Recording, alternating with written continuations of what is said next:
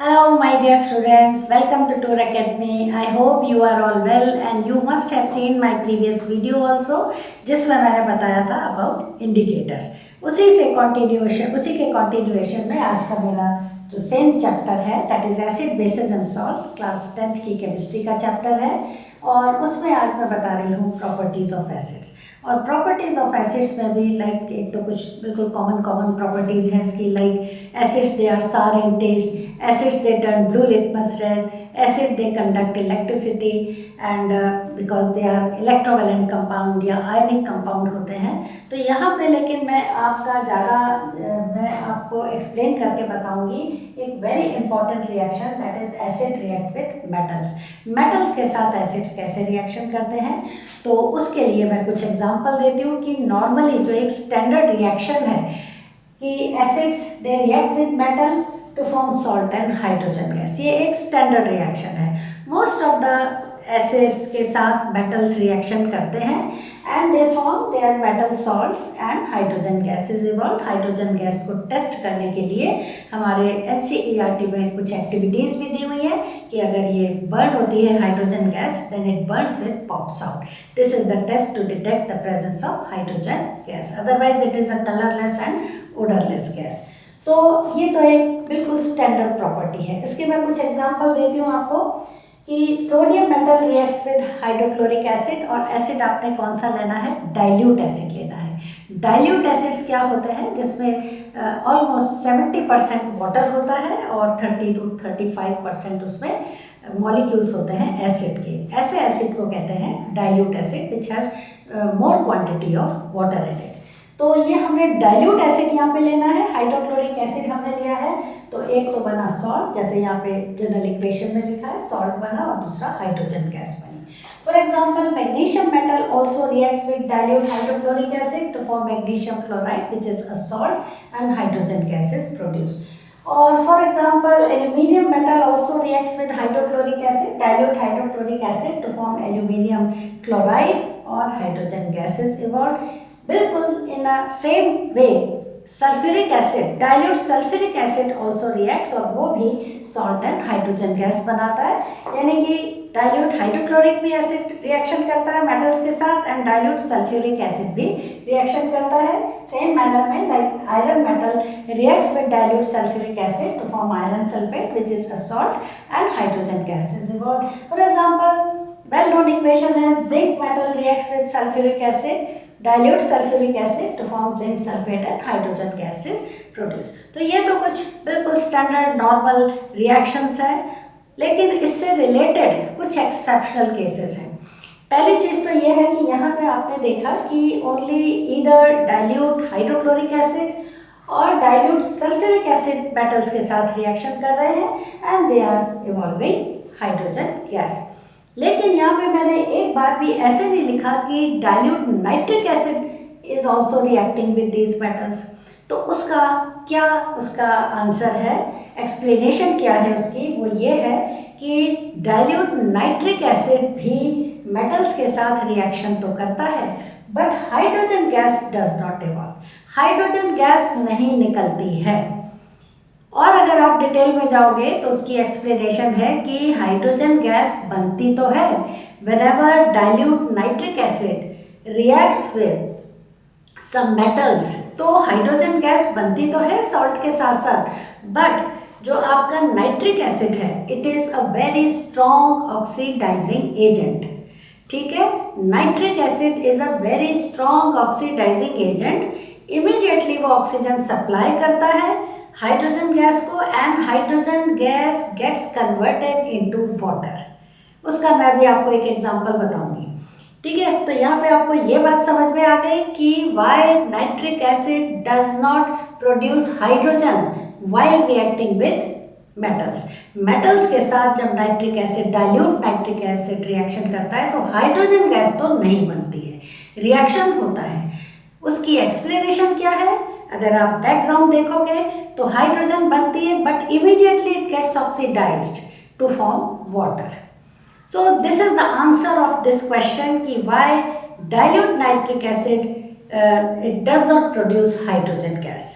वो इसलिए क्योंकि वो वाटर में कन्वर्ट हो जाती है हाइड्रोजन गैस, क्योंकि नाइट्रिक एसिड एक स्ट्रॉन्ग ऑक्सीडाइजिंग एजेंट है। तो यहाँ पे इसका आंसर तो आपको मिल गया, लेकिन अभी एक्सेप्शनल केसेस और भी हैं।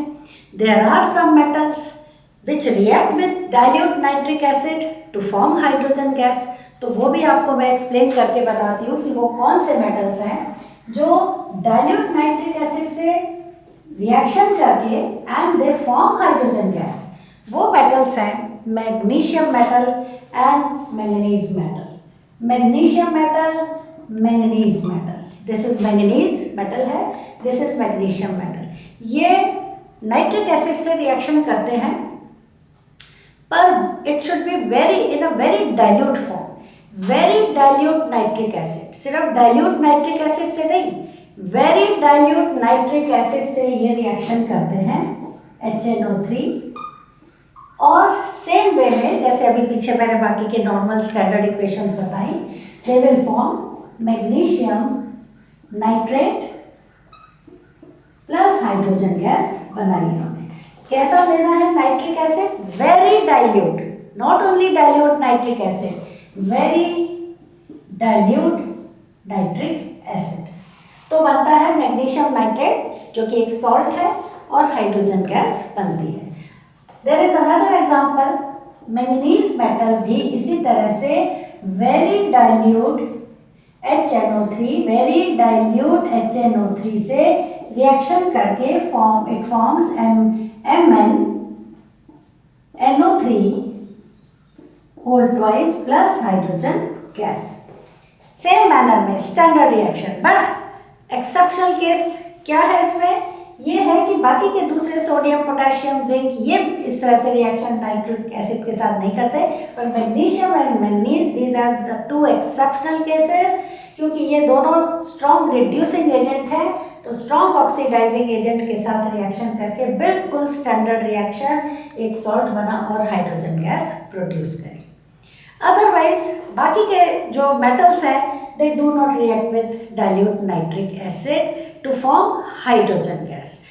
बार बार मैं बोल रही हूँ कि हाइड्रोजन गैस नहीं बनाते हैं, वैसे रिएक्शन वो करते हैं। तो उसका भी मैं आपको एक एग्जांपल देती हूँ कि how do they react with nitric acid, dilute nitric acid के साथ कैसे रिएक्ट करते हैं, जबकि कुछ और सब्सटेंसेस बनते हैं, हाइड्रोजन गैस नहीं बनती।